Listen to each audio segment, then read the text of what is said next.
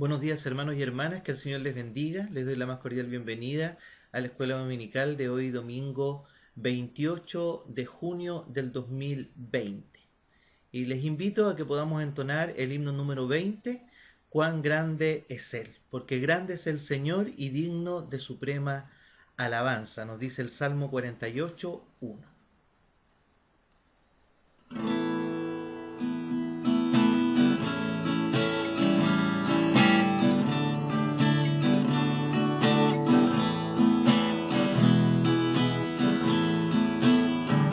Señor mi Dios, al contemplar los cielos, el firmamento y las estrellas mil, al oír tu voz en los potentes truenos y ver brillar el sol en su cenit, mi corazón entona la canción. Cuán grande es Él, cuán grande es Él. Mi corazón entona la canción. Cuán grande es Él, cuán grande es Él.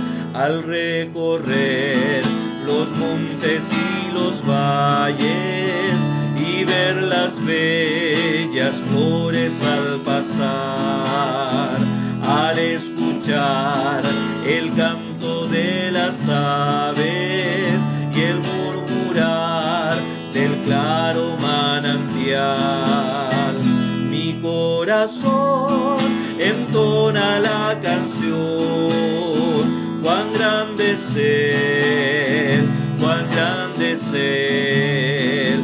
Mi corazón entona la canción. Cuán grande es Él, cuán grande es Él. Cuando recuerdo del amor divino que desde el cielo al Salvador envió, aquel Jesús que por salvarme vino y en una cruz sufrió por mí, murió.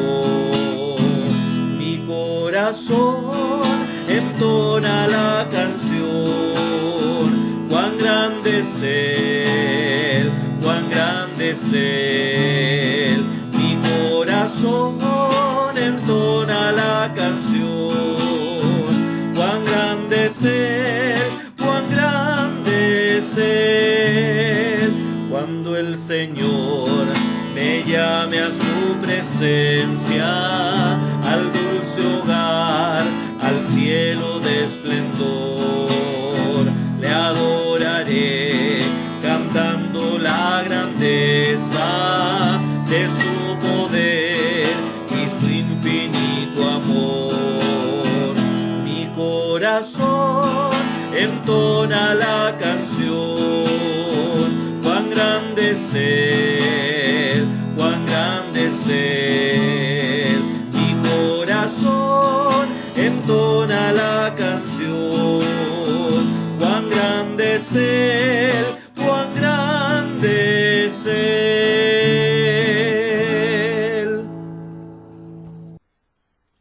La lección del día de hoy lleva por título Dios manifiesta su ira contra la humanidad. Romanos 1, 18 al capítulo 3, versículo 20. El bosquejo de la lección, que la vamos a realizar en más de una parte. Hoy vamos a ver la parte número 1, que es el punto número 1 de nuestro bosquejo de lección, que da respuesta al título central. Dios manifiesta su ira contra la humanidad porque los gentiles han desconocido a Dios. Capítulo 1 del 18 al 32. Y ese punto lo vamos a desarrollar en el día de hoy en tres partes.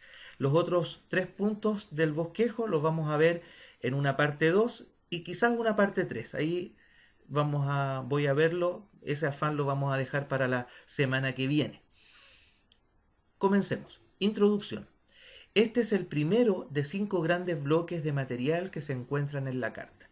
Los otros son capítulo 3, versículo 21 hasta el capítulo 4, verso 25, capítulo 5, versículo 1 hasta el capítulo 8, verso 39, capítulo 9, versículo 1 hasta el capítulo 11, verso 36 y capítulo 12, 1 hasta el capítulo 15, verso 13.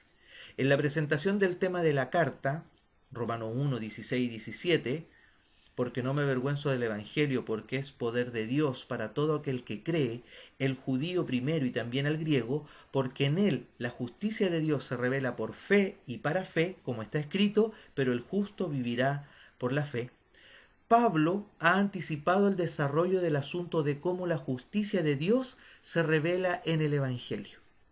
No obstante, empieza el cuerpo de la carta no hablando de la revelación de la justicia, esta primera sección, sino de la ira de Dios. El Evangelio de Salvación empieza demostrando que la situación del hombre hace imprescindible el mensaje de redención. Demuestra que todos los hombres son pecadores y que son culpables por lo que han hecho. Porque los gentiles han desconocido a Dios. Romanos 1 del 18 al 32. Es la lección de la parte número 1 de nuestra lección. Dios manifiesta su ira contra la humanidad. Parte A. La ira de Dios. Leamos Romanos 1, 18. Dice, pues la ira de Dios se manifiesta desde el cielo contra toda impiedad e injusticia de los hombres que con injusticia detienen la verdad. La expresión la ira de Dios aparece solamente aquí en Romanos, pero la palabra ira aparece 8 veces más en la carta. En Romanos 2.5, 2 veces, Romanos 2.8, 4.15, 5.9, 9.22, 2 veces y en el 12.19. Y en todos los casos se refiere aparentemente a la ira divina. Cuando el apóstol Pablo habla de la ira de Dios, está señalando que Dios no es pasivo en relación con el pecado. El término indica la oposición firme y efectiva de Dios hacia el mal. Más que emoción, la ira es una actividad divina, la resistencia de Dios al pecado. Dice el texto bíblico que la ira se manifiesta, pero en este caso es preferible la traducción que dice se revela, porque es el mismo término usado en 1.17, donde dice que la justicia se revela por fe y para fe. Tanto la justicia de Dios como la ira de Dios están en proceso de ser reveladas ahora. La revelación actual de la ira de Dios no agota su manifestación, ya que Pablo puede hablar del día de la ira en Romanos 2.5, de modo que la revelación presente es simplemente un anticipo de la manifestación plena en el día del juicio. Las dos revelaciones de la justicia y de la ira son dos aspectos de un mismo proceso. En el Evangelio, la misericordia divina y el juicio divino son inseparables. No podemos predicar el Evangelio del amor de Dios sin hablar también de la ira de Dios. Eso es lo que nos quiere decir esta primera parte. La revelación de la ira, nos dice el versículo 18, la revelación de la ira de Dios es contra toda impiedad e injusticia de los hombres. Esta frase identifica el objeto contra el cual está dirigida la ira de Dios. No es entonces la expresión de una furia indiscriminada y sin control, sino la resistencia del Dios santo y misericordioso a la impiedad e injusticia de los hombres. Propiamente dicho, impiedad debe referirse a pecados contra Dios e injusticia a pecados contra los hombres. Los pecadores se describen en este versículo como los que con injusticia detienen la verdad. El significado del término traducido detienen es suprimir. En este caso debe describir un intento de suprimir la verdad porque, de hecho, los hombres no la pueden reprimir.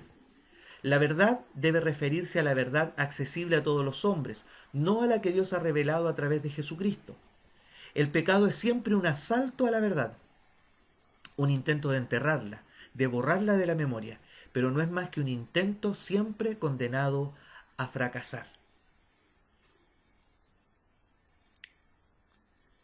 Antes de leer acá, debo decir que una de las cosas que complica es hablar de la ira de Dios, porque el ser humano no concibe un Dios de amor con un Dios de ira. Pero cuando se habla de la ira de Dios, Pablo no está hablando de un estado de ánimo, está hablando de un atributo de Dios. Como bien decía, un Dios santo y misericordioso no tiene relación con el pecado. Y ahí se revela el decreto de Dios de que el pecado trae muerte, que el pecado trae condenación. Pero no es que esté de ánimo o esté airado y que esté de mal ánimo Dios en algún momento y por eso está iracundo. No, no se refiere a eso, ¿ya? Sino que es su manifestación, como decíamos al inicio, el hecho de que son dos caras de la misma moneda. El Evangelio trae el amor de Dios, pero también aquel que no escucha a Dios, como vamos a ir viendo en el desarrollo de la lección, tiene que asumir las consecuencias de no tomar en cuenta a Dios. Letra número B, nuestra segunda parte de la lección. Aquí abarca algunos versículos más. Leemos Romanos 1 del 19 al 23 y esta segunda parte lleva por título No hay excusas. Porque lo que de Dios se conoce es evidente entre ellos, pues Dios hizo que fuese evidente. Porque lo invisible de Él, su eterno poder y deidad, se deja ver desde la creación del mundo, siendo entendido en las cosas creadas de modo que no tienen excusa. Porque habiendo conocido a Dios, no lo glorificaron como a Dios ni le dieron gracias. Más bien se hicieron vanos en sus razonamientos y su insensato corazón fue entenebrecido. Profesando ser sabios, se hicieron fatuos y cambiaron la gloria del Dios incorruptible por una imagen a la semejanza del hombre corruptible, de aves, de cuadrúpedos y de reptiles. Voy a leer el mismo pasaje en la NTV. Dice, ellos conocen la verdad acerca de Dios porque Él se la ha hecho evidente. Pues desde la creación del mundo todos han visto los cielos y la tierra. Por medio de todo lo que Dios hizo, ellos pueden ver a simple vista las cualidades invisibles de Dios, su poder eterno y su naturaleza divina. Así que no tienen ninguna excusa para no conocer a Dios. Es cierto, ellos conocieron a Dios, pero no quisieron adorarlo como Dios ni darle gracias. En cambio, comenzaron a inventar ideas necias sobre Dios. Como resultado, la mente les quedó en oscuridad y confusión. Afirmaban ser sabios, pero se convirtieron en completos necios. Y en lugar de adorar al Dios inmortal y glorioso, rindieron culto a ídolos que ellos mismos hicieron, en forma de simples mortales, de aves, de animales de cuatro patas y de reptiles. En el versículo 19, este versículo provee la razón de lo dicho en el versículo anterior, o sea, la razón de la revelación de la ira de Dios, o la razón por que los hombres pueden caracterizarse como los que con injusticia detienen la verdad. El apóstol dice que lo que de Dios se conoce es evidente entre ellos. La frase traducida lo que se conoce puede significar lo que se puede conocer. Dice Pablo que lo que se puede conocer de Dios por medios comunes a todos los hombres es evidente entre ellos. El énfasis está en la revelación en la creación, que es de dominio común entre los hombres. La última frase del versículo indica por qué es posible afirmar que la revelación es evidente, pues Dios hizo que fuese evidente, o sea, está a la vista. Y el himno que cantábamos nos decía eso, ¿cierto? En el verso 20, el argumento de Pablo es claro. La creación exige un creador. El diseño exige un diseñador.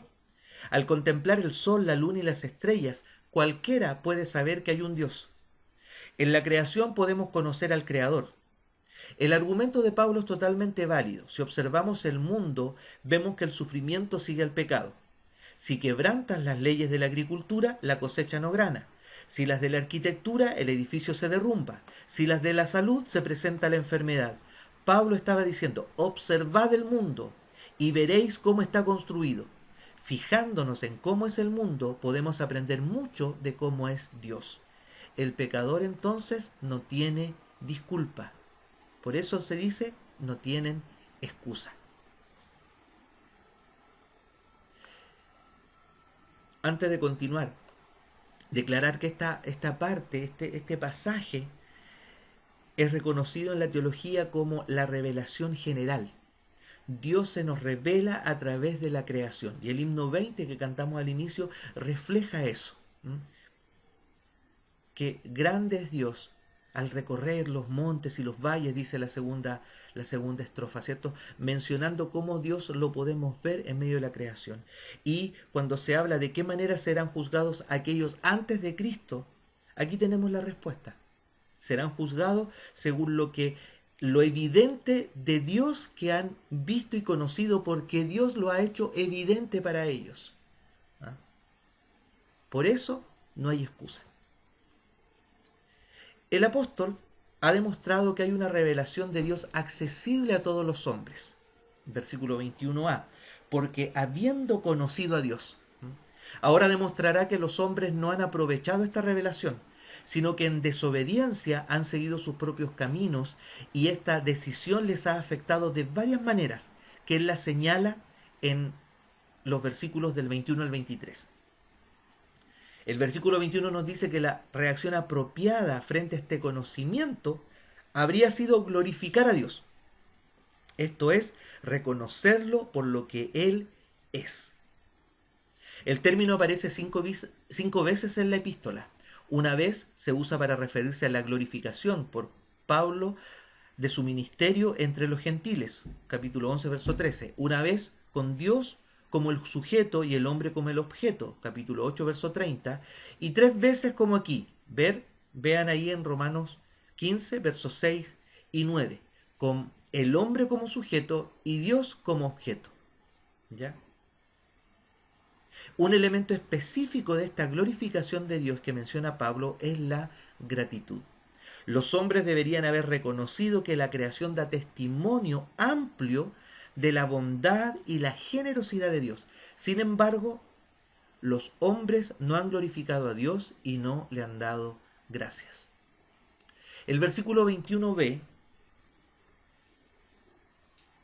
más bien, se hicieron vanos en sus razonamientos y su insensato corazón fue entenebrecido. Nos muestra que al no reconocer a Dios por lo que Él es, lleva inevitablemente una serie de efectos en el hombre que Pablo va a describir. En primer lugar, y presten atención a esto porque va a ser pregunta al final de la clase. En primer lugar, ¿cuál es el primer efecto? El proceso reflexivo del hombre pierde su eficacia, se hace inútil, sin sentido. Toda la reflexión del hombre sufre de la falla fatal de no reconocer a Dios. El hombre pierde contacto con la realidad. El segundo efecto, en segundo lugar, su insensato corazón fue entenebrecido. El término corazón designa la vida interior del hombre, incluyendo los sentimientos, Romanos 9.2 y 10.1, la voluntad, 1 Corintios 4.5 y 7.37, y la mente, Romanos 10.6 y 8. Pero al hablar de su insensato corazón, Pablo debe estar pensando particularmente en la facultad racional, sin excluir del cuadro los otros aspectos, sentimientos, voluntad y mente. La referencia al hecho de que su corazón fue entenebrecido enfatiza la confusión existente en la vida interior. La persona sin Dios vive como el ciego que anda a tientas. El tercer efecto del rechazo de Dios está expresado en el versículo 22, en el que se subraya el contraste entre la pretensión humana y los hechos. Profesando ser sabios, se hicieron fatuos o necios, dice la NTV. El ser humano sin Dios no reconoce la realidad de su situación. La palabra traducida profesando significa afirmar. Sin embargo, en este contexto, donde se trata de afirmar o pretender ser sabios, se puede justificar la traducción alardeando o jactándose. Estos que se jactaban de su gran sabiduría se convirtieron en unos tontos. Por supuesto, el problema no es falta de capacidad intelectual, sino de percepción de la realidad. Y en el verso 23 encontramos el cuarto y culminante efecto de haber rechazado a Dios. Cambiaron la gloria de Dios por una imagen. En realidad, aceptar la imagen en lugar de Dios. Él es incorruptible, es decir, no experimenta el deterioro, que es inevitablemente parte de la existencia física, pero que es incompatible con su gloria. Cambiaron la realidad maravillosa, la gloria de Dios, por nada más que una imitación de algo que Dios había creado. Los hombres deberían haber adorado al Dios incorruptible, pero en lugar de esto adoraron no al hombre corruptible, sino a su imagen. Lamentablemente la insensatez no termina ahí. A la imagen del hombre los idólatras agregaron las de aves, práctica especialmente característica de Egipto, de cuadrúpedos, puede leer ahí el Salmo 106, versículo 20, y de reptiles, vea Deuteronomio 4, 16, 18 y Jeremías 2:11. El énfasis está en lo insensato de la idolatría, algo claramente señalado en pasajes como Isaías 40, 19 y 20, 44, 9 al 20 y Salmo 106, 19 y 20. La creación debe hablar al hombre del Creador y debe demostrarle la necesidad que tiene de depender de él. No obstante, en lugar de rendir culto al Creador, el hombre rinde culto a lo creado. El hombre es incurablemente religioso. O adorará al Dios verdadero o fabricará sus propios dioses para adorar, aunque sean pobres imitaciones de lo creado. El hombre rechaza la revelación que Dios ha hecho de sí mismo para seguir sus propios caminos. Esta parte habla de la degradación del hombre. Porque siendo él la corona de la creación, reconoce a seres creados como sus dioses. Y al reconocerlos como dioses los colocan por sobre él. ¿Ah? Le reconocen una cualidad divina. Entonces se degrada, siendo él el primero, lo más hermoso de Dios, el ser humano, creado por Dios, y vio Dios que fue bueno, dice ahí en el libro de Génesis. El hombre, hasta el día de hoy, prefiere adorar ídolos. Se degrada en su condición. Parte C. La entrega al pecado. Romanos 1, del 24 al 32. Los hombres no pueden rechazar a Dios sin sufrir las consecuencias. Y eso es lo que Pablo va a describir en los versículos 24 al 32.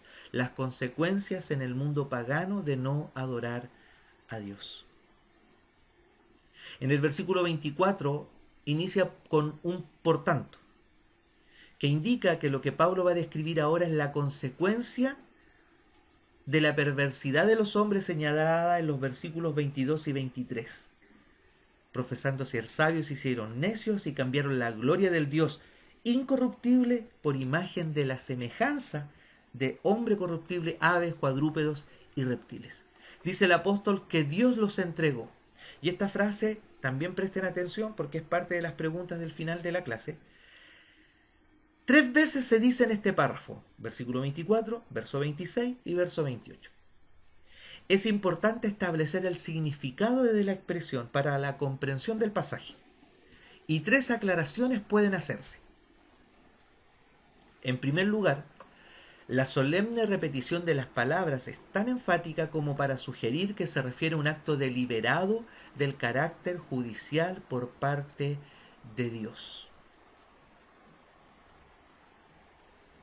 En segundo lugar, se debe rechazar la idea de que Dios, por este acto de entrega, impulsa a los hombres hacia el pecado. Esto no es compatible con la doctrina bíblica de Dios. Debemos pensar más bien en términos de algo que Dios permitió, no en el sentido de autorizar, sino de no impedir. En tercer lugar, no se debe pensar que Dios ha entregado a estos hombres para siempre. Recordemos la tesis o los versículos clave de la carta que nos después desarrollamos toda la idea. Versículo 1, 16 y 17. Ahí sí dice que Dios revela la justicia para todo aquel que cree, ¿cierto? El evangelio que no avergüenza al apóstol para todo aquel que cree, porque es la justicia de Dios que se revela. Aquí estamos viendo la revelación de la ira de Dios, pero no olvidemos que la justicia de Dios está ahí, disponible para el ser humano. Por eso nos dice en este punto, no pensemos que Dios los entregó a estos hombres para siempre. Dios permitió que los hombres siguieran su camino. Y aquí también podemos hablar un poco del libre albedrío. Dios no obliga a nadie a seguirle. es una decisión del ser humano. Dios presenta el camino, pero era para que aprendieran de las consecuencias desastrosas del camino de pecado y se volvieran a Él. Dios permite que el hombre siga su camino para que aprenda la lección y pueda volverse a Él de manera voluntaria. Pero también está la decisión de no querer volver a Dios. Pablo no quiere decir que los hombres quedarán fuera del interés y de la preocupación de Dios. Y ahí podemos recordar un pasaje que también está en Romanos 5:8. Dios muestra su amor para con nosotros. Aun cuando somos pecadores, Cristo muere por nosotros. Entonces, Dios sigue interesándose por el ser humano, pero en estos versículos se nos muestra que el ser humano merece lo que más adelante en Romanos 3:23 nos va a decir que estamos destituidos de la gloria de Dios, y Romanos 6:23 nos va a decir que la paga del pecado es muerte. Somos culpables ante Dios como humanidad, como seres humanos, por nuestra naturaleza pecaminosa, pero aún así Dios sigue interesado por nosotros. Él no se ha desentendido con respecto a nosotros. La entrega de que habla Pablo es un acto deliberado de Dios. ¿Ah? Dios los entregó, es algo deliberado de Dios, de juicio y misericordia. Dios hiere para sanar, Isaías 19:22. Aunque Dios los entregó, sigue interesado en ellos y sigue tratando con ellos. Interesante. Al aclarar la frase Dios los entregó, las tres cositas que vimos recién, podemos preguntar, ¿a qué los entregó Dios? ¿En qué Dios permitió que el ser humano siguiera su camino? Y encontramos algunas respuestas. En el verso 24 encontramos la primera respuesta. ¿A qué los entregó Dios? A la impureza, nos dice el apóstol Pablo. Esta es la prisión donde se han quedado encerrados. La palabra se usa especialmente para inmoralidad sexual y frecuentemente se asocia con la fornicación. Ahí puede leer 2 Corintios 12:21, Gálatas 5:19, Efesios 5:3 y Colosenses 3:5. Y los entregó a las pasiones de sus corazones. En las pasiones de sus corazones indica la condición real de estos hombres, el carácter de su vida. Describe la existencia de aquellos para quienes el fin supremo de la vida es la satisfacción de los instintos sexuales. Eligieron vivir una existencia dominada por la inmoralidad y Dios los dejó seguir ese camino. Y deshonrar sus cuerpos entre sí. El resultado de la acción de Dios era la degradación de sus propias personas. Es probable que Pablo esté pensando en la inmoralidad sexual, que en la idolatría casi inevitablemente formaba parte del culto.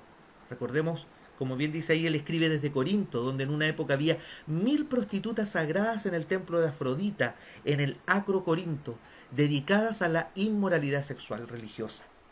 El rechazo de la revelación que Dios había hecho de sí mismo los llevaba a la idolatría. Y esto a su vez a deshonrar entre sí sus cuerpos por medio de la inmoralidad sexual. Aunque la expresión los entregó, y ya lo dijimos, aparece 3 veces en esta sección de Romanos, capítulo 1, versos 24, 26 y 28, su repetición nos marca distintas etapas en el castigo. Es un solo proceso de manifestación de la ira de Dios. La práctica general de la época era dividir los vicios en pecados sensuales y los antisociales. Pablo parece hablar de los pecados sensuales en los versículos 24 al 27 y los antisociales en el 28 al 32. En el versículo 23 del capítulo 1, Pablo señaló que habían cambiado la gloria de Dios por imágenes.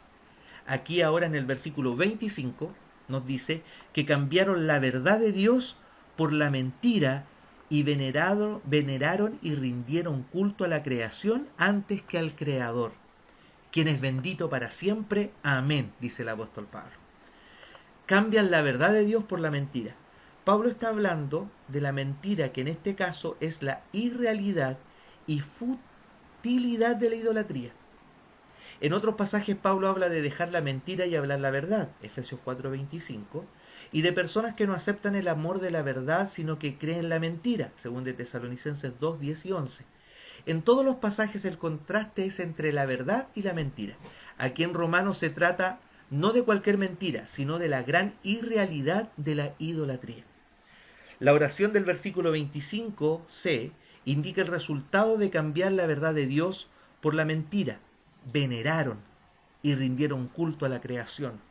Parece referirse el verbo veneraron a la actitud general de adoración a la creación, mientras que el segundo, rindieron, define más precisamente esta actitud de adoración en términos de actos cúlticos, o sea, rendir culto, no al Creador a quien correspondía toda adoración, y como dice el verso 21, darle la gloria a Dios, sino, eh, sino a la creación, y de hecho a las imágenes que ellos mismos habían fabricado. El orden creado ha desplazado al Creador como objeto de culto. En el versículo 25, al mencionar a Dios, Pablo se detiene para incluir una doxología, quien es bendito para siempre. Amén. ¿Ah? Una forma de decir, cambiaron la gloria de Dios, creyeron la mentira, pero Él es bendito para siempre. A Él solamente hay que adorar. En el verso 26 encontramos la segunda respuesta, ¿a qué Dios los entregó? Y nos dice en este versículo, por esta causa Dios los entregó a pasiones vergonzosas, pues sus mujeres cambiaron las relaciones naturales por relaciones contra naturaleza. De la misma manera, también los hombres, dejando las relaciones naturales con la mujer, se encendieron en sus pasiones desordenadas unos con otros, cometiendo actos vergonzosos hombres con hombres y recibiendo en sí mismo la retribución que corresponde a su extravío. Y lo voy a leer en la versión NTV, versículo 26 y 27, dice, por esa razón, Dios los abandonó a sus pasiones vergonzosas. Aún las mujeres se rebelaron contra la forma natural de tener relaciones sexuales y en cambio dieron rienda suelta al sexo unas con otras. Los hombres, por su parte, en lugar de tener relaciones sexuales normales con la mujer, ardieron en pasiones unos con otros. Los hombres hicieron cosas vergonzosas con otros hombres, y como consecuencia de ese pecado, sufrieron dentro de sí el castigo que merecían. En el verso 24 la entrega era la impureza, aquí a pasiones vergonzosas. El término griego, ahí está entre paréntesis, episumías, traducido como pasiones en 1.24, no es el mismo que se traduce como pasiones en el 1.26. La palabra usada aquí es pasos. Ese numerito que está al ladito es del diccionario Strong de palabras griegas y hebreos, ¿ya? Lo puede buscar en internet ese diccionario. Strong es S-T-R-O-N-G. Aquí enfatiza la falta de dominio reflejado en los deseos. De modo que quizá la traducción pasiones es más apropiada, ya que es imposible dominar las pasiones vergonzosas a las que los hombres son entregados. El término pues que Pablo usa a continuación en el versículo 26 introduce una explicación y comprobación de lo que acaba de decir, para referirse a las mujeres y a los hombres en el verso 27. En este pasaje, el apóstol Pablo usa adjetivos que tienen el sentido de una persona del sexo femenino, ¿no? La Biblia Jerusalén lo traduce como hembra, y una persona del sexo masculino. El uso de estos términos en lugar de las palabras normales para mujer y hombre tienden a subrayar el énfasis en el rol puramente sexual de cada uno. Al usar el mismo término, cambiaron, que aparece también en 1.25, donde dice que cambiaron la verdad de Dios por la mentira, se sugiere que hay una correspondencia entre el cambio a que se refiere aquí y el otro. La sustitución de la verdad de Dios por la mentira conduce a la sustitución del uso normal del sexo por el uso anormal. El sentido de la frase, las relaciones naturales por relaciones contra la naturaleza, se hace claro a la luz del siguiente versículo. Se trata de relaciones homosexuales entre mujeres. Con respecto a las relaciones sexuales, hay un orden que se manifiesta en la creación y los hombres no tienen excusa para no reconocer y respetar este orden. En el versículo 27a ilustra que lo que ocurre entre las mujeres también ocurre entre los hombres. Como en el caso de la palabra mujeres en el versículo anterior, los términos traducidos hombre y mujer en este versículo no son las palabras comunes para hombre y mujer, sino que están usados en el plural y podrían traducirse los del sexo masculino y los del sexo femenino. El énfasis está en la identidad sexual. ¿Les suena esa frase? Por tercera vez en esta sección de la carta a los romanos, la Reina Valera actualizada ha usado el término pasiones. Y en cada caso representa una palabra diferente. En este caso se trata de un término caído, como dice ahí, que aparece solamente aquí en el Nuevo Testamento y cuyo significado etimológico es esforzarse por alcanzar algo.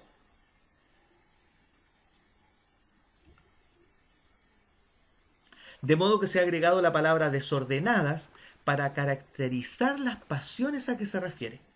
Los hombres, dice, se consumieron o se encendieron, se abrazaron en deseos poderosos pero no naturales. Y la parte final del versículo 27 nos hace ver que los hombres dieron rienda suelta a esos deseos. La NBI dice, cometieron actos indecentes. La Reina Valera actualizada dice, cometiendo actos vergonzosos. Y la NTV dice, hicieron cosas vergonzosas. La expresión refleja el repudio bíblico de la homosexualidad. Recibieron como recompensa el castigo correspondiente. Tanto el término traducido recibiendo como el traducido retribución subrayan la correspondencia entre los hechos y la recompensa. En cambio, la frase traducida que corresponde significa literalmente que era necesaria. El énfasis está en que el castigo era obligatorio, ineludible. La retribución inevitable de su extravío o perversión se expresa en su misma persona. Se debe fijar bien aquí que Pablo no está reclamando un castigo por la perversión sexual, sino afirmando que la perversión misma es el castigo. El castigo del pecado es ser pecador. La ira de Dios no es tanto una catástrofe que puede alcanzar al pecador, sino el acto de dejar que él siga su camino equivocado y viva las consecuencias plenas del mismo. El cuadro de perversión sexual que se presenta aquí puede documentarse en las fuentes contemporáneas a Pablo. No hay nada que Pablo haya dicho acerca del mundo pagano que ya no hubiesen dicho los propios moralistas de la época. De los primeros 15 emperadores romanos, 14 fueron homosexuales. Y en la antigua sociedad griega y romana la práctica de la homosexualidad con los niños no solamente se toleraba, sino que se glorificaba como superior al amor heterosexual. Hubo pocos que se oponían a la práctica. Para los judíos la homosexualidad era abominable. Ahí tenemos varias citas donde usted puede leer. Y es claro que Pablo compartía esta convicción. Entonces vemos cómo Dios los entrega a estas pasiones desordenadas, que no son naturales. ¿Ah? El orden creado por Dios tiene una moralidad natural. Y aquí está diciendo la palabra que Dios entregó a hombres y mujeres a pasiones vergonzosas. ¿Por qué? Hubo un tiempo que estas situaciones eran, y se dice, el salir de un lugar, salir del closet. Porque no es bien visto, no era bien visto y no sigue siendo bien visto. Aunque ahora la sociedad y el mundo lo ve como algo normal, lo ve como un liberarse. Pero eso está incrustado en la naturaleza pecaminosa del ser humano, en este encenderse en pasiones desordenadas y pasiones vergonzosas, como dice la palabra. Pero en esta situación, esta culpabilidad del hombre, el amor de Dios, que no debemos confundirlo con ese amor que muchas veces personas que quieren que esto que no es normal sea lo normal, usan esa frase, si Dios es amor, ¿por qué el que yo ame a una persona de mi mismo sexo está mal? Aquí la palabra nos lo dice por qué está mal. Porque lo creado, Dios lo creó con una moralidad, ¿no? Y esto está fuera de esa moralidad que Dios permite. Dios manifiesta su ira, pero no es una ira irracional, sino es un repudio del pecado. cualquier pecador puede alcanzar salvación si cree en Jesucristo. Pero no solo creer en Jesucristo. Recuerden que creer significa cambiar, significa corregir su mal camino. Y aun cuando Dios permitió, los entregó a que siguieran su camino, hay posibilidad de parte de Dios de ser transformados en una nueva criatura. En estos días leía en Facebook alguien se quejaba de una agrupación con una sigla norteamericana, una sigla en inglés, perdón. Ahora se me olvidó la sigla, pero tenía que ver con el hecho de personas mayores que aman a niñas menores de 12 años. ¿Ah? Y manifestando exigiendo la libertad de hacerlo. Y la persona que colocaba eso no en ningún momento se identificó como cristiano, no era un grupo cristiano que estaba reclamando, sino una persona que consideraba que esa situación no era correcta. Pero aquí la palabra nos dice que está en contra de lo natural de Dios. Por eso no podemos aceptar que se diga que la homosexualidad es el tercer sexo, porque no existe eso como tal. Hombre, mujer, sexo femenino, sexo masculino. Y lo normal, el uso natural de la sexualidad es la heterosexualidad. Todas las demás variantes que hay caen en este cuadro, como dice aquí este punto, de perversión sexual. De lo cual ya hemos dicho que Dios no aprueba. En el versículo 28 inicia con un cómo, que indica que hay una correspondencia precisa entre lo que hicieron los hombres y lo que hizo Dios. Las acciones de Dios no son arbitrarias, caprichosas, responden precisamente a la actitud de los hombres hacia Él. El término aprobaron traduce un término que significa probar y aprobar después de haber probado. Tener en cuenta a Dios traduce bastante bien una frase que literalmente dice no tener a Dios en conocimiento. La idea es no reconocerlo, no tomarlo en cuenta en los asuntos prácticos de la vida. La palabra Dios, por su ubicación en la frase, recibe énfasis. Es nada menos que a Dios a quien no tomaron en cuenta. Versículo 28, como ellos no aprobaron tener en cuenta a Dios, y aquí encontramos el tercer, los entregó a una mente reprobada para hacer lo que no es debido. El problema del hombre no era la falta de oportunidad de conocer a Dios, como nos dice el versículo 21 de este capítulo, sino el rechazo voluntario de su oportunidad, por querer hacer lo que Él quiere. Entonces aquí, como ya dije, está la tercera respuesta. ¿A qué entregó Dios a los hombres? La encontramos en este verso 28. Por tercera vez en esta parte del versículo 28, Pablo usa el término entregó para indicar el abandono tan terrible del pecador a las consecuencias de su elección. En este caso es la entrega de una mente reprobada. Vea el versículo 24 y también versículo 26, una mente reprobada, a la impureza y a pasiones vergonzosas.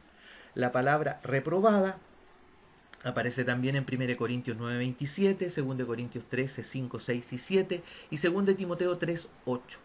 Tito 1:16. La palabra reprobada indica lo que falla al ser puesto a prueba, lo que ha sido descalificado. El sentido resultante es lo inadecuado, inútil y réprobo. El término se usaba para referirse a monedas que no alcanzaban las exigencias mínimas para ser aceptadas. El término mente indica la capacidad para razonar, especialmente el aspecto moral del proceso racional. Se usa para referirse a la capacidad reflexiva de la conciencia. Esta relación se ilustra en Tito 1:15, donde se dice de ciertas personas, sus mentes y sus conciencias están corrompidas. Como han rechazado a Dios como no digno de ser tenido en cuenta, Él los ha entregado a una condición en donde sus mentes han sido rechazadas como sin valor inútiles para los propósitos normales. Su mente está tan corrompida ya que no es una guía digna de confianza en las decisiones morales. La mente reprobada se expresa en una conducta no aceptable. Una mente reprobada para hacer lo que no es debido. Por pensar que era una tontería reconocer a Dios, dice el NTV, Él los abandonó a sus tontos razonamientos y dejó que hicieran cosas que jamás deberían hacerse. En los versículos 29 al 32, Pablo da una lista detallada de 21 pecados que predominaban en el mundo pagano como consecuencia de haber rechazado a Dios. La lista está dividida de la siguiente manera. 1. Un grupo de 4 términos introducidos por la frase se han llenado de, verso 29. Se han llenado de toda, dice. Injusticia. La justicia ha sido definida como el dar a Dios y a los hombres lo que se les debe. La injusticia es todo lo contrario. Maldad y perversidad. Es el tipo de maldad activa, y la perversidad es una maldad que no solo afecta a la persona implicada, sino que de manera deliberada y efectiva busca pervertir e injuriar a otros. Y avaricia ha sido descrita como el maldito amor a las posesiones. Es el deseo que no conoce leyes. El segundo grupo es un grupo de 5 términos introducidos por la frase están repletos de. Están repletos de envidia. Es mirar a la persona admirable no tanto por la admiración que merece, sino por el resentimiento que le crea la virtud ajena.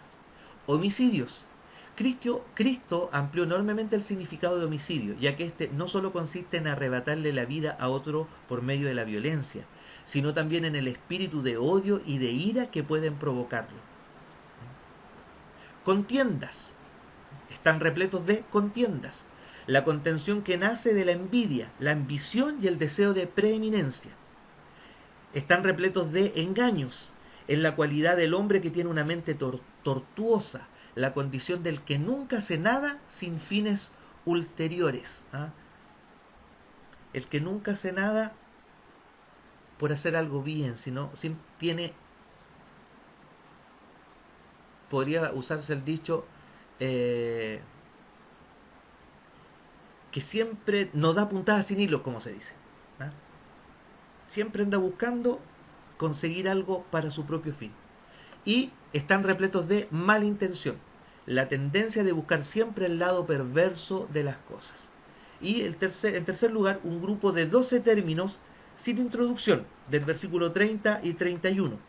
Contenciosos y calumniadores, los que hablan secretamente de los otros y lo hacen al oído. Aborrecedores de Dios, los que odian a Dios porque saben que les estorba, lo odian porque es una barrera entre ellos y sus placeres.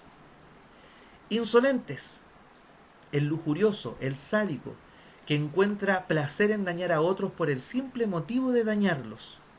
Soberbios, es la actitud de los que se deleitan haciendo que los demás se sientan pequeños. Jactanciosos, es el fanfarrón que se ufana de cosas que solo existen en su mente. Inventores de males, es el espíritu de los que no pueden conformarse con las maneras comunes de pecar, sino que buscan nuevos y recónditos vicios. Inventan nuevas formas de pecar, dice la NTV. Desobedientes a los padres, rebeldes a la enseñanza de los padres. Insensatos, son incapaces de aprender la lección de la experiencia. Desleales, incapaces de cumplir sus compromisos. Crueles, despiadados, desprovistos de misericordia. Y finaliza esta lista: y sin misericordia, ahí en el versículo 31, que no sienten compasión por nadie.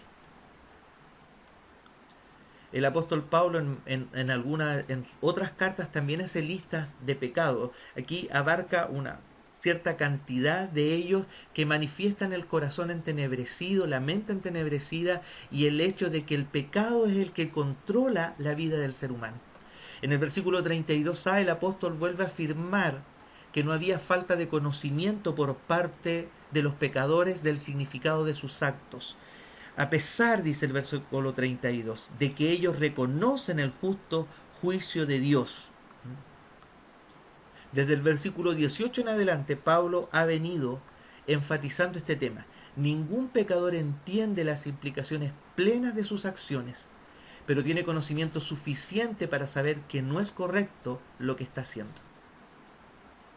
Nuestra misma conciencia nos acusa, aún sin tener a Cristo, nos acusa de lo malo y nos habla de lo malo y de lo que es bueno.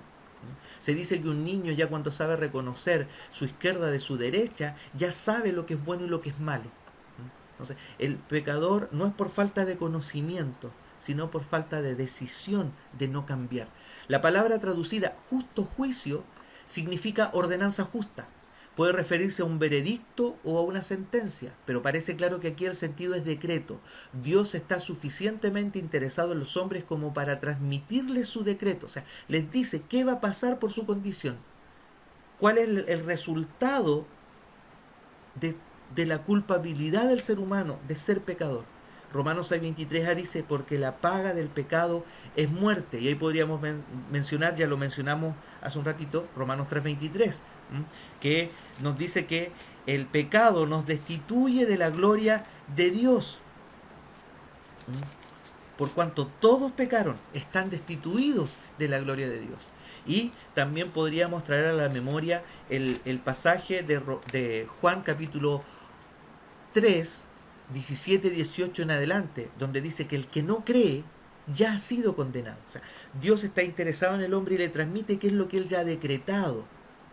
Pero este mismo pasaje de Romanos 6:23, que nos habla de que la paga del pecado es muerte, su continuación nos habla de que aun cuando Dios entregó a la humanidad a que siguieran su camino y que asumieran el costo de su decisión de no tomar a Dios en cuenta, este versículo 23 dice, pero la paga del pecado es muerte, pero la dádiva de Dios, el regalo de Dios, es vida eterna en Cristo Jesús, Señor nuestro. Recordemos que parte la carta hablándonos del Evangelio que revela la justicia de Dios, ¿tá? Que nos hace justos, no porque lo merezcamos, sino porque Él nos da esa condición por fe. Muerte, aquí en este pasaje de Romanos 1:32, que los que practican tales cosas son dignos de muerte. Puede referirse a la muerte en la vida presente o a la muerte eterna. Y algunos piensan que abarca los dos aspectos. La última parte del versículo ha ocasionado algunos problemas, para algunos de los intérpretes. El verbo traducido se complacen indica aprobación plena. En una versión, la NBE usan el término aplauden. Representa el sentido de la palabra. Ellos ven con gusto, dice la DHH, Dios habla hoy, que otros cometan estos pecados. Es muy claro que ellos cometen pecado y lo aprueban. En este caso es evidente que el último grado de depravación es el estado de encontrar placer en los vicios de los demás. Las palabras del reformador Calvino son acertadas. El apogeo del mal es cuando el pecador está tan totalmente desprovisto de la vergüenza que no solamente se complace en sus propios vicios, sino que los alienta en otros por su consentimiento y aprobación. Y nosotros en el día de hoy vemos que no hay vergüenza de pedir libertades, reconocimiento público y legal para esta condición del ser humano. No sé. Reconozcamos lo que la palabra del Señor nos dice con respecto a que como seres humanos somos pecadores, somos culpables de pecado, pero hay una oportunidad y eso lo vamos a ir viendo más adelante. Preguntas para reflexión. Como el video usted lo puede volver a ver y volver a tomar notas de algunas cositas, aquí les dejo estas 7 preguntas. ¿A qué se refiere Pablo con el término la ira de Dios? ¿Contra qué es revelada la ira de Dios según el verso 18? ¿El ser humano puede excusarse delante de Dios? justifique su respuesta. ¿De qué manera se hace evidente Dios para el ser humano? ¿Qué de Dios se hace evidente? Mencione los 4 efectos en la humanidad por rechazar a Dios. 3 veces se menciona la frase Dios los entregó. ¿Qué versículos contienen esta frase? ¿A qué se refiere esta frase? ¿A qué entregó Dios a la humanidad? Y por último, al estudiar este pasaje, ¿cuán lejos está el mundo de hoy del mundo que Pablo describe? ¿Qué debemos hacer? En esta semana, tomas el tiempo de volver a revisar el video y pueda ir respondiendo estas preguntas y saque su conclusión personal con respecto a esta lección. El texto clave, Romanos 1:21, porque habiendo conocido a Dios, no lo glorificaron como a Dios, ni le dieron gracias. Más bien se hicieron vanos en sus razonamientos y su insensato corazón fue entenebrecido. Le invito a que oremos para concluir la lección de hoy. Amado Dios y Padre Celestial, gracias porque tú tienes misericordia de la humanidad. Y a pesar de que somos pecadores, Señor, tú nos alcanzas con tu gracia, que no podemos entender ni comprender, no lo merecemos, eso es claro. Pero tú, Señor, aún así nos amas. Bendícenos, Señor, y ayúdanos a aplicar tu palabra en nuestras vidas, a reconocer de dónde tú nos has sacado, cómo tú nos has cambiado, y también a reconocer qué cosas aún puedan estar en nuestras vidas, Señor, y que necesitamos abandonarlas. Necesitamos dejarnos transformar y santificar por tu Espíritu Santo y crecer, Señor, en vivir una vida que te agrade a ti, amado Dios. Señor, ayúdanos a enfrentar la vida en este mundo que vemos que no difiere de lo que el apóstol Pablo veía en su época. Pero Señor, tú eres Dios Todopoderoso y tú tienes redención y salvación y vida eterna. Bendice a cada uno de mis hermanos y hermanas que se ha dado el tiempo para escuchar esta lección y que tú puedas hablar a cada corazón. Oramos en el nombre de Jesús. Amén. Amén. Ya para ir finalizando nuestra escuela dominical, les invito a que entonemos este cántico, Queremos darte gloria. Que el Señor les bendiga y en la tarde estaremos compartiendo también el link de nuestro culto del día de hoy. Muchas bendiciones, alabemos al Señor.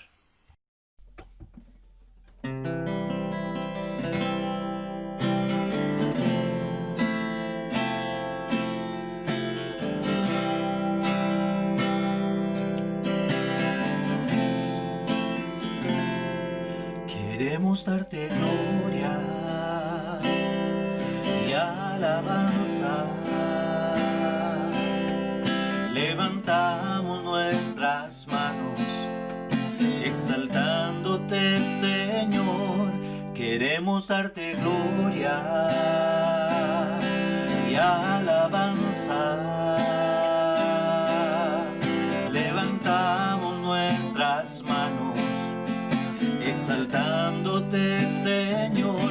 Grande eres tú, grande tus milagros son, no hay otro como tú, no hay otro como tú. Grande eres tú, grande tus milagros son, no hay otro como tú. No hay otro como tú.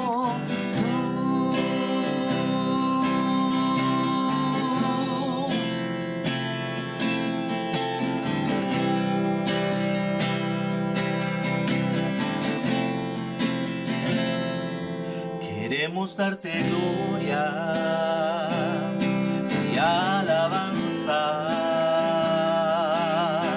Levantamos nuestras manos, exaltándote, Señor. Queremos darte gloria y alabanza. Levantamos nuestras manos,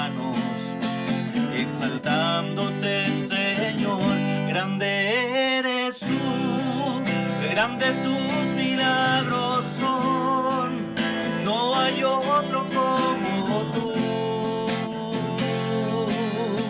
no hay otro como tú, grande eres tú, grande tus milagros son, no hay otro como tú,